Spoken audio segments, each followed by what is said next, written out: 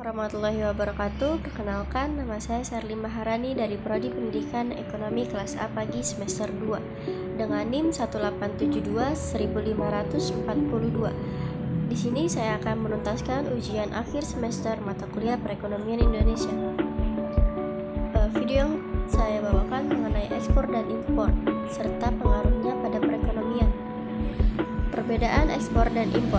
Ekspor adalah kegiatan mengeluarkan barang dari pabean, sedangkan pelaku ekspor perseorangan, lembaga atau badan usaha, baik yang berbentuk badan hukum maupun bukan badan hukum, disebut sebagai eksportir. Sementara itu impor adalah kegiatan memasukkan barang ke dalam daerah pabean, sedangkan pelaku impor perorangan, lembaga atau badan usaha, baik yang berbentuk badan hukum maupun bukan badan hukum, adalah importir. Tujuan ekspor dan impor.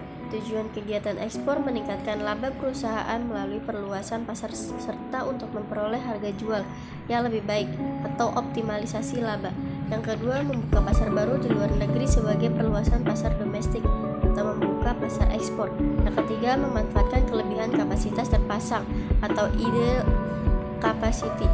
Yang keempat, membiasakan diri bersaing dalam pasar internasional sehingga terlatih dalam persaingan yang ketat dan terhindar dari sebutan jago kandang. Tujuan impor antara lain yang pertama, memenuhi kebutuhan dalam negeri baik berupa bahan baku atau penolong, barang modal, dan barang konsumsi. Yang kedua, memperoleh teknologi modern. Yang ketiga, kebutuhan barang dapat terjangkau oleh masyarakat. Yang keempat, mempertahankan stabilitas harga produk dalam negeri. Biasanya kelangkaan suatu barang dalam negeri akan mengerek harga barang tersebut, sehingga membutuhkan impor untuk menstabilkan harga produk tersebut. Pengaruh ekspor pada perekonomian.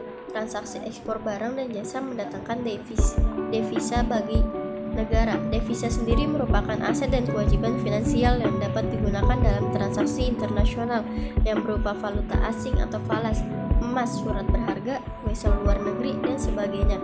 Yang kedua, ekspor dapat meningkatkan pertumbuhan industri dalam negeri. Dan yang ketiga, ekspor mendorong serapan tenaga kerja karena industri dalam negeri bertumbuh. Ekspor mengendalikan harga produk karena dapat mengendalikan kapasitasnya. Dan yang keempat atau yang terakhir, ekspor memperkenalkan produk Indonesia di pasar global. Pengaruh impor pada perekonomian. Yang pertama, memenuhi kebutuhan dalam negeri. Yang kedua, mempertahankan stabilitas perekonomian karena impor dapat mencegah kenaikan harga yang dipicu kelangkaan barang. Dan yang ketiga, berbanding terbalik dengan ekspor yang mendatangkan devisa pada negara. Kegiatan impor akan mengurangi devisa. Dan yang keempat atau yang terakhir, dalam perhitungan PDB, barang dan jasa yang berasal dari impor bukan merupakan bagian dari output domestik. Karenanya, dalam perhitungan PDB, nilai impor menjadi faktor pengurang. Terima kasih, cukup sekian yang saya sampaikan. Apabila ada salah kata, mohon dimaafkan. Wassalamualaikum warahmatullahi wabarakatuh.